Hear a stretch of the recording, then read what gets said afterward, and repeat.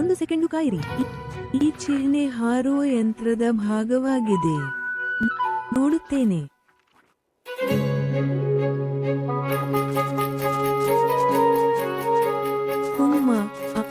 ಆಹಾ, ಬೀನ್ಸ್ ಬಳಿ ನೋಡಿ. ಅವು ಹೋಲಿಸುತ್ತವೆ. ಮತ್ತು ನೋಡಿ, ಅದು ಹಕ್ಕು. ಹೌದು, ಮತ್ತು ಮಧ್ಯದಲ್ಲಿ ಕಂಬವಿದೆ. ಹೌದು, ಅದ್ಭುತ. ನಾನು ಅರ್ಥ ಮಾಡಿಕೊಳ್ಳುತ್ತಿಲ್ಲ. ನೋಡಿ, ಮಿಸ್ಟರ್ ಮ್ಯಾಕ್ಗ್ರೆಗರ್ ಹಾರುವ ಯಂತ್ರದ ಎಲ್ಲಾ ಭಾಗಗಳನ್ನು ಕಂಡುಕೊಂಡಿದ್ದಾರೆ. ವಾಹ್, ನಾನು ಅರ್ಥ ಮಾಡಿಕೊಂಡೆ.